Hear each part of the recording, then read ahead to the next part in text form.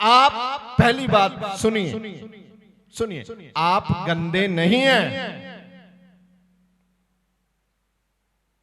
आप बिल्कुल गंदे नहीं हैं, आप शुद्ध हो चुके हैं यीशु मसीह के नाम से। जब आपने तौबा की प्रार्थना की, बपतिस्मा लिया, चर्च को ज्वाइन कर लिया, प्रभु ने आपको चंगा भी कर दिया, अभी आप पवित्र ही हैं।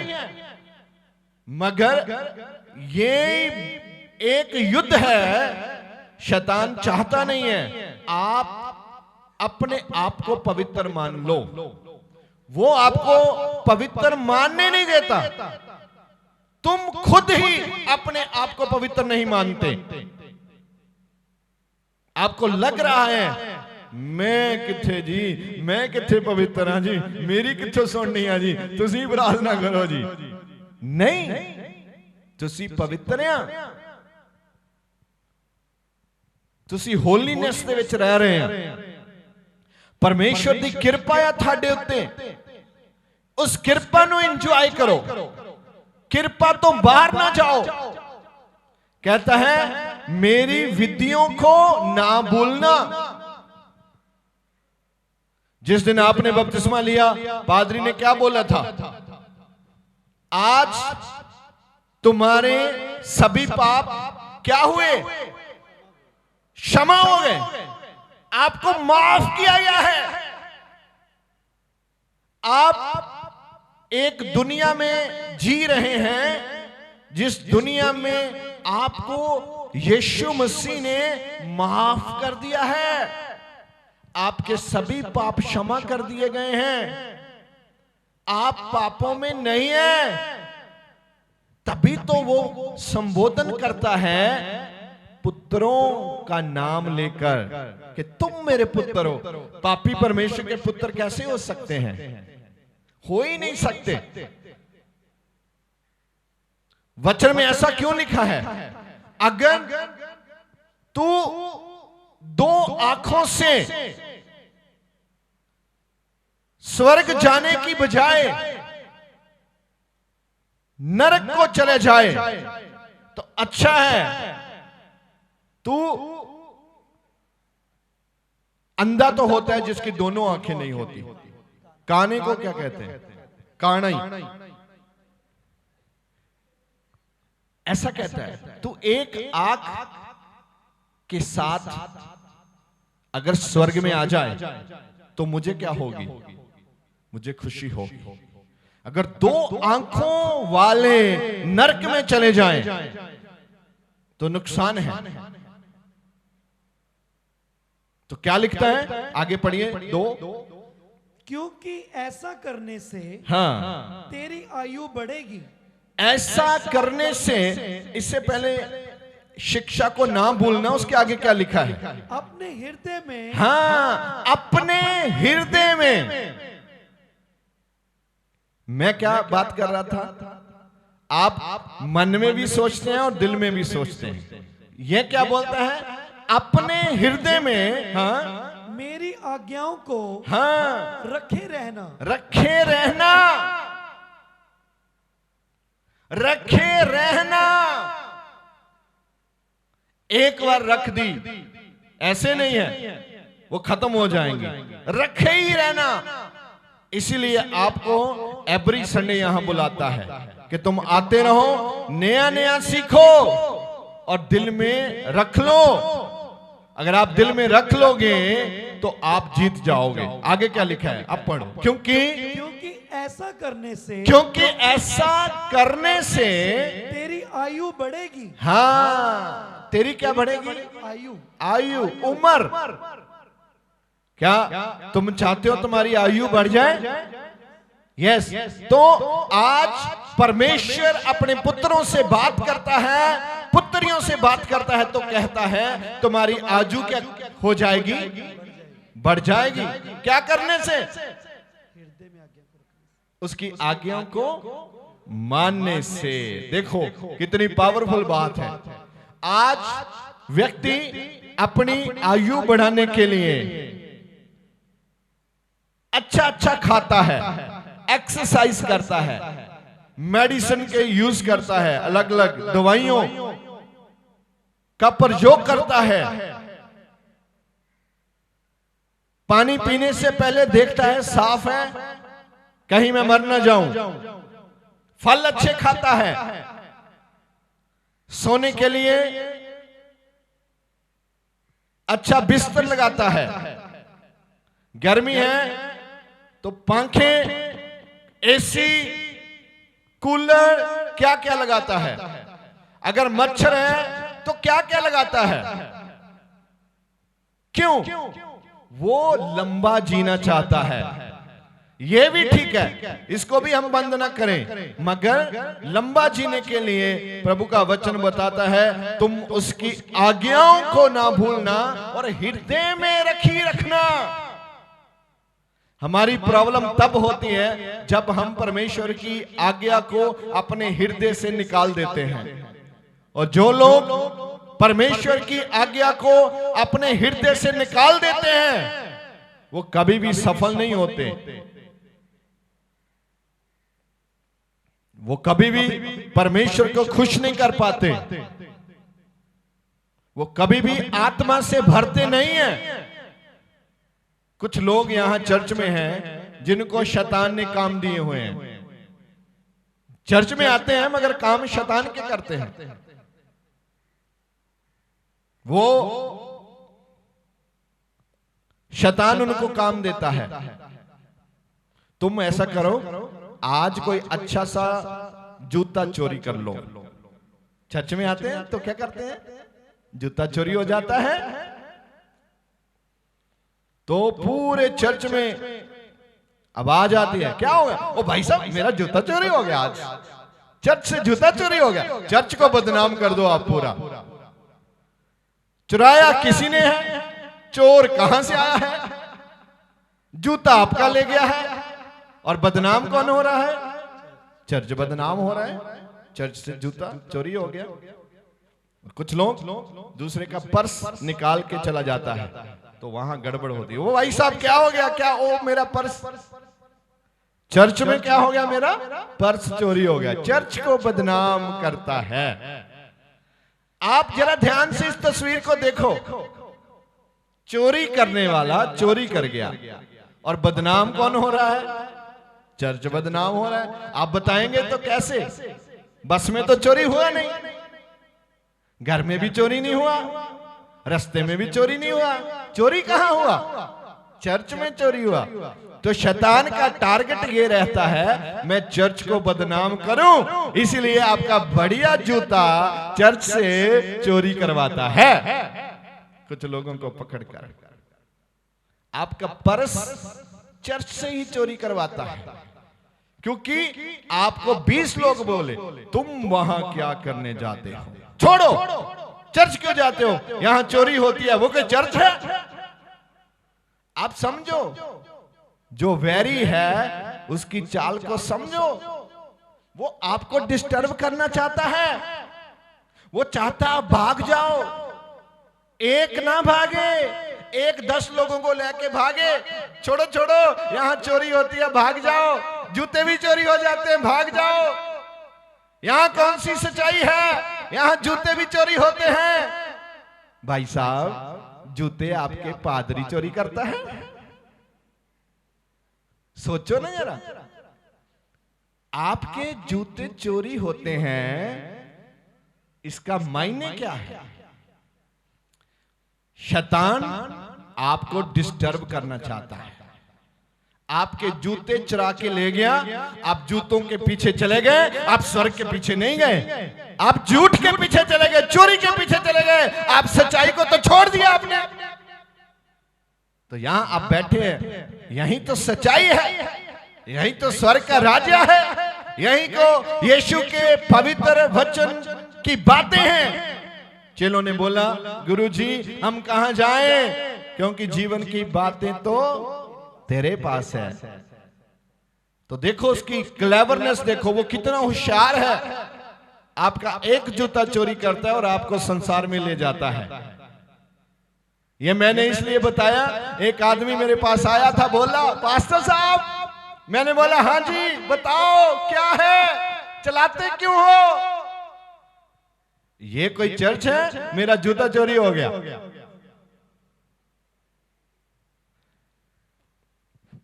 मैंने बोला आप कभी बस स्टैंड जाकर जूता उतारते हो? बोले नहीं। तो मैंने बोला भाई साहब बस स्टैंड थोड़ी चोरी होगा, यहां आकर चोरी होगा, यहां तुम उतारते हो।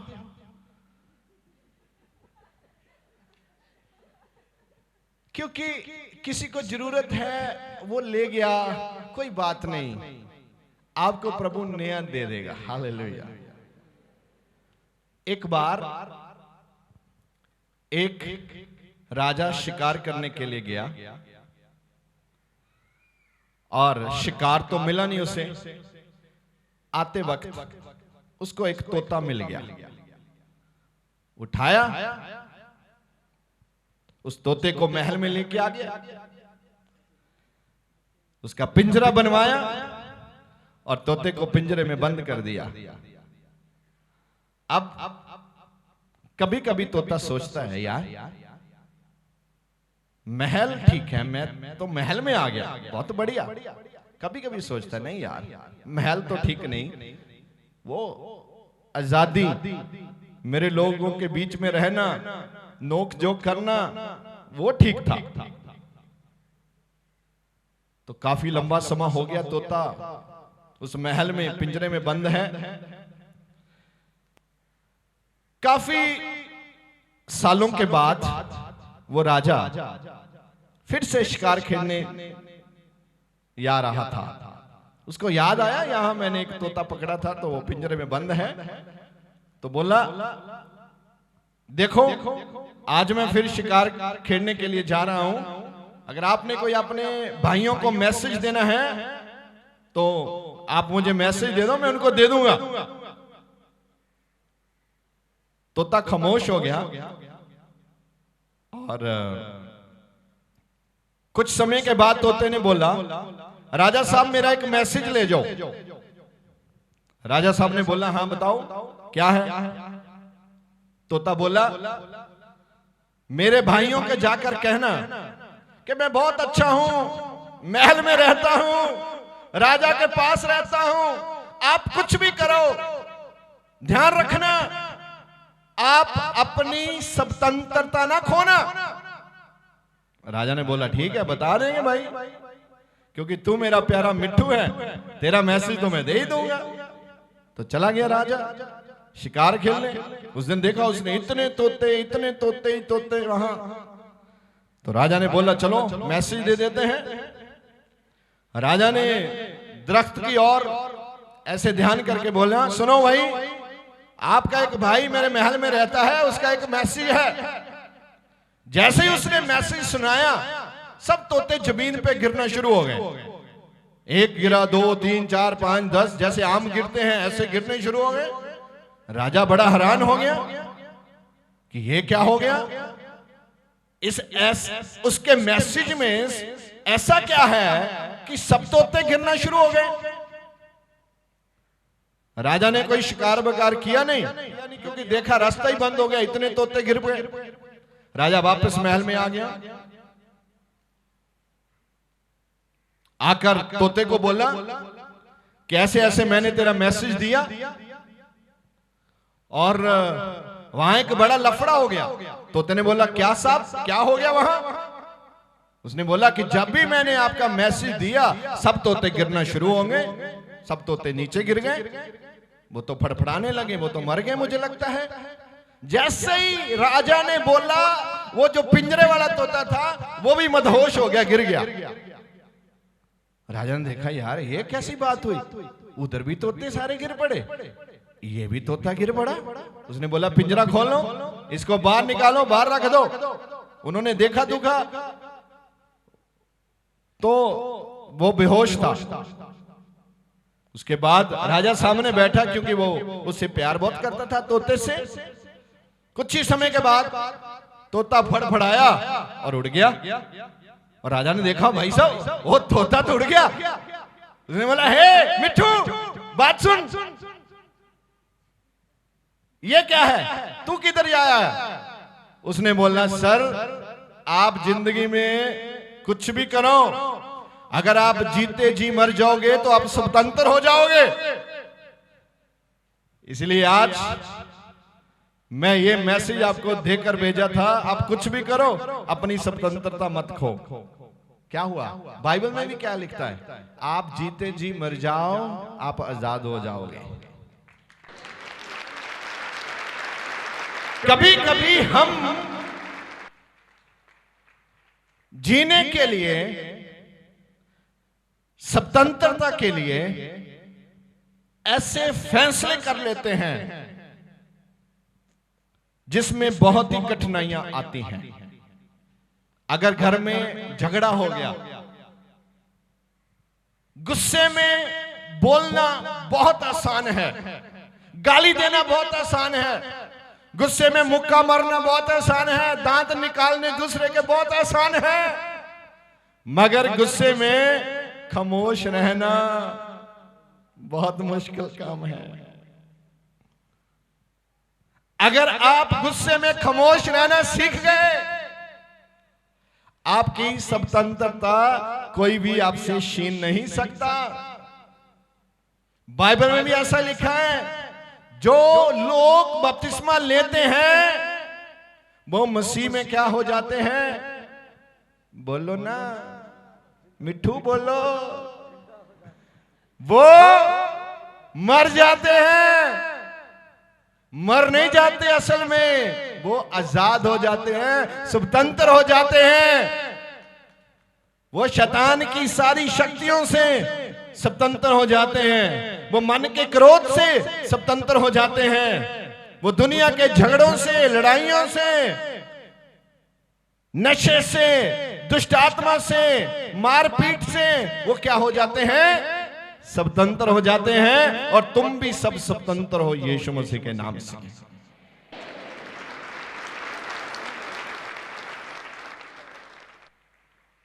तो क्या लिखता है? इसकी 3 आयत में क्या लिखता है?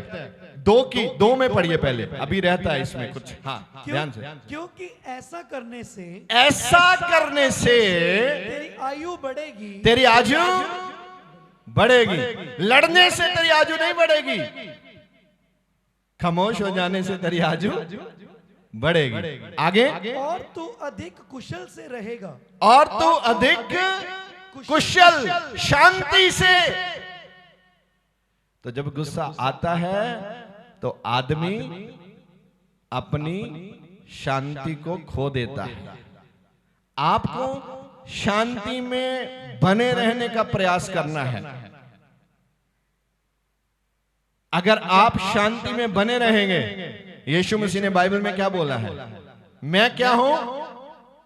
शांति का, हाँ जी, राजकुमार हूं। मिठू भाई साहब ध्यान से, यीशु मसीह ने बोला है, मैं तुझे कौन सी शांति दूंगा? हेलो, कौन सी शांति? मैं तुझे अपनी शांति दूंगा। और तुम दूसरे लोगों की, किसी की शांति खोने के चक्कर में हो। तुम किसी और की शांति छीनने के चक्कर में हो। और इधर यीशु मसीह कहते हैं, मैं तुझे अपनी शांति, और तुम पड़ोसी की शांति खोने के चक्कर में हो। और जब यीशु मसीह अपनी शांति देना चाहता है तो तुम यीशु मसीह से शांति क्यों नहीं ले रहे? तुम्हारा स्वभाव शांति में क्यों नहीं आता? यहां रास्ते में जाते हैं ना, एक गाड़ी वाला थोड़ा हौली जाता है, धीरे जाता है, पिछले वाला पा पा पा पा पा।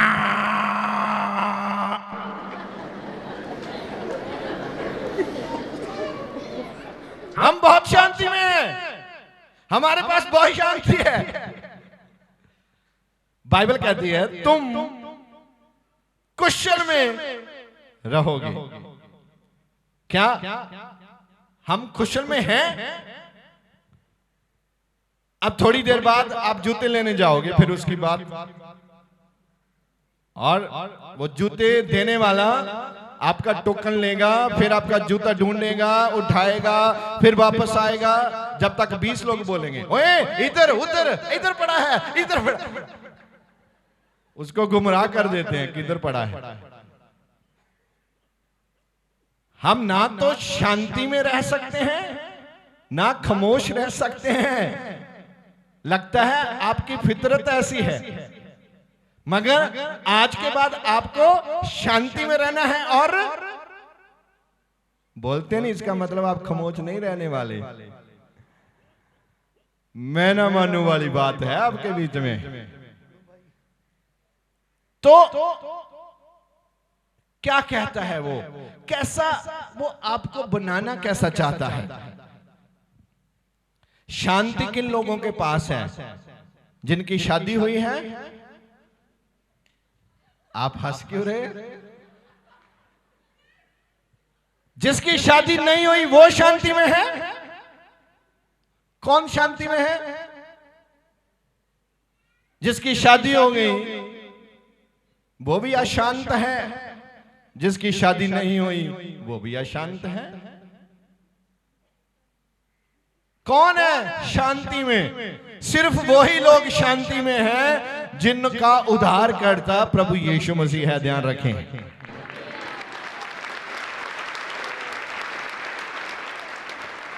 जिसके पास गाड़ी है वो शांति में है, जिसके पास गाड़ी नहीं है वो शांति में है।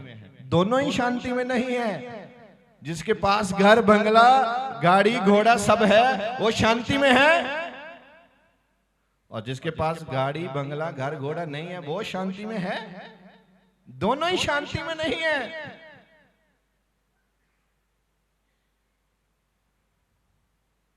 क्यों। क्योंकि उसने क्या नहीं किया, उसने अपने हृदय में परमेश्वर की आज्ञाओं को रखा नहीं है। जो व्यक्ति पूरे संसार में परमेश्वर की आज्ञाओं को अपने हृदय में रखेगा वो शांति से भर जाएगा यीशु मसीह के नाम से।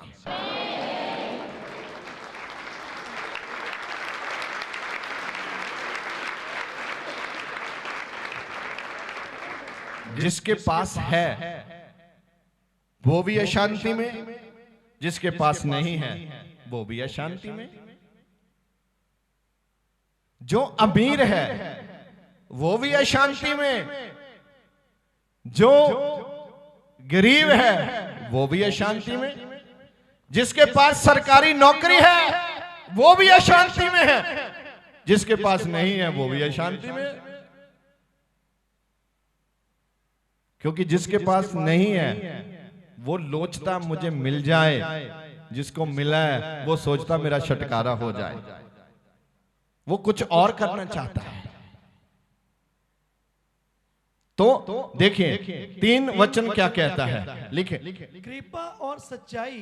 कृपा और सच्चाई, ये देखो 2 बातें कैसी है। सच्चाई और कृपा, इसका कोई संबंध है, आपस में संबंध है। अगर आप परमेश्वर की कृपा को चाहते हैं तो आप में क्या चाहिए, बोलो। नहीं आप बोलते क्यों नहीं हो फिर। सच्चाई, बोलो सच्चाई। हाँ, ऐसे लगता है जैसे सच्चाई कोई अपराध है, आप बोलते नहीं है, डर रहे हैं सच्चाई से। वाकई इस युग में सच्चाई एक अपराध है। आप सच बोलोगे हजारों लोग आपके विरोध में खड़े हो जाएंगे, आप झूठ बोलो आपको फूलों की माला पहनाएंगे। वाह भाई वाह, क्या बात है। मैंने तो सोचा नहीं था आप इतने लोगों के बीच में मेरा फेवर कर दोगे, आपने झूठ बोल दिया, क्या बात है। आप जैसा आदमी कोई नहीं है।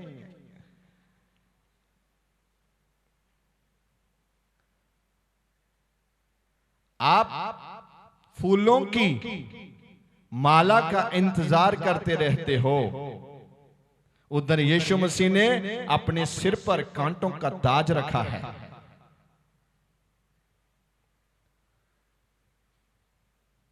आपको दिखना है परमेश्वर आपसे क्या चाहते हैं।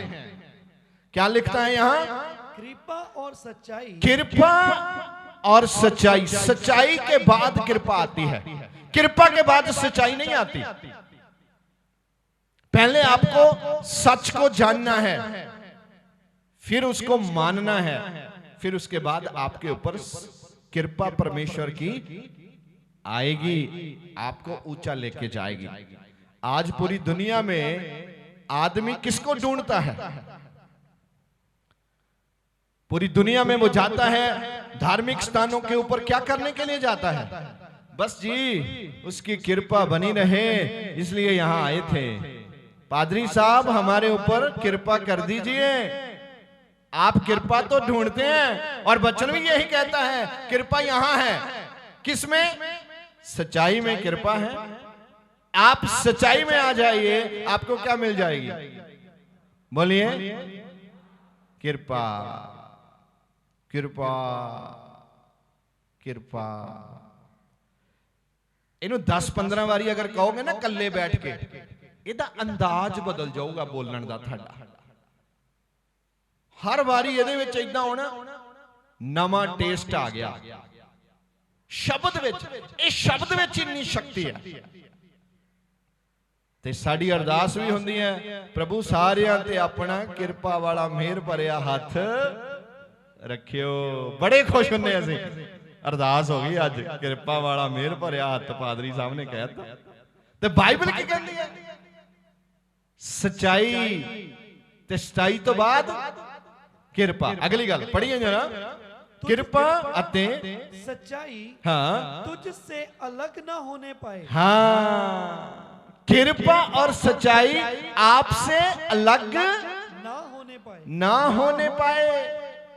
सच्चाई तो हम अभी छोड़ देंगे गेट निकलने के बाद ही। कोई अगर आपके गांव का यहां आपको मिले और पूछे भाई साहब सीधा गांव ही जा रहे हो? नहीं नहीं नहीं नहीं, हम तो रास्ते में रुकना है क्योंकि हम आपको साथ लेके नहीं जा सकते। अच्छी बात है, सीधा बोलो भाई साहब वो तो ठीक है, हम परिवार के साथ हैं, कुछ बातचीत करनी है रास्ते में इसलिए आपको साथ में लेके नहीं जा सकते, इसके लिए सॉरी। आप सच्चाई को छोड़ देते हैं, तुरंत कूद जाते हो झूठ की नदियां में। ओए हम तो रास्ते में रुकने वाले हैं, आज हम तो कहीं जा रहे हैं। आपको सीधा बोलने से फायदा है, झूठ की नदियां में कूदना बंद करो। आप दिमाग में पहले रखो अगर ऐसा हो जाए तो क्या बोलना चाहिए, अगर ऐसा हो जाए तो क्या बोलना चाहिए जिसमें आपके ऊपर परमेश्वर का वचन बना रहे। आपको परमेश्वर की सच्चाई में रहना है ताकि परमेश्वर की कृपा आपके ऊपर बनी रहे। एक आयत और पढ़े हम, रेडी? जो चाहते हैं पढ़े, हाथ खड़ा करें। धन्यवाद, बड़ी मुश्किल से किया आपने, आप ना भी करते तो मैं पढ़ने वाला था, बस आपको देख ही रहा था कि आपकी वोट किधर जा रही है। धक्के से आपने हाथ खड़ा किया, फिर भी मैं पढ़ ही लेता हूं। पढ़िए जरा आयत क्या लिखा है। कृपा और सच्चाई हाँ तुझसे अलग ना हो, तुझसे अलग ना हो, वरन उनको अपने गले का, उनको अपने गले का हार बनाना, हार बनाना। किसको? कृपा और उसको पता चले आपके ऊपर कृपा है और उसको यह भी विश्वास हो जाए ये झूठ नहीं बोलता। अगर आप ऐसा भी बोल दो, कुछ ऐसा भी बोल दो, उसको लगे इसने सच्चाई बोला है। इतना आप प्रभु के वचन को अपने ऊपर अप्लाई करना शुरू कर दो। जब आप घर से निकलते हो बोलो प्रभु का लहू अपने ऊपर लगाता हूं, मैं अपने आप को ब्लेस करता हूं। कभी आपने अपने आप को ब्लेस किया? खुद को? बहुत कम लोग हैं जो अपने आप को ब्लेस करते हैं। अपने आप को ब्लेस करना, यह नहीं कहना प्रभु मुझे ब्लेस कर, यह कहना मैं इस पूरे बदन को यीशु मसीह के नाम से ब्लेस करता हूं। ऐसे जैसे दो व्यक्ति बात करते हैं अपने ही बीच में, आत्मा और शरीर दोनों के बीच की बात करनी है आपने। कभी कभी बोलना इस शरीर में, बदन में जो आत्मा है वो बहुत ही पवित्र है, बहुत ही मजबूत है, ऐसे।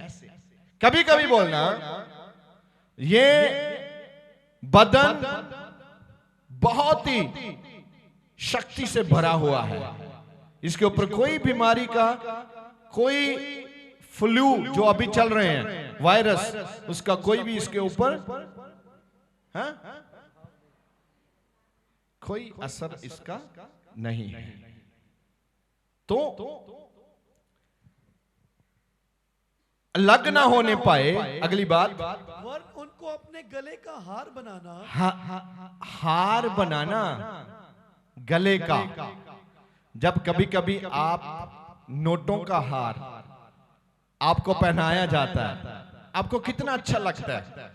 कुछ लोग तो ऐसे हैं, अगर शादी में गलती से कोई नोटों का हार उनको डाल दे, जब तक डोली जाती नहीं वो उतारते नहीं है, क्योंकि उनको अच्छा लगता है। आज नोटों का हार है मेरे गले में, देख, सब देख ले। आज कोई ऑनलाइन कर दे, दूसरे लोगों को भी पता चल जाए इस शादी में इसके गले में नोटों का हार था। इतना अच्छा लगता है हमें। और प्रभु को क्या अच्छा लगता है? सच्चाई। वो चाहता है आप सच्चाई से चले।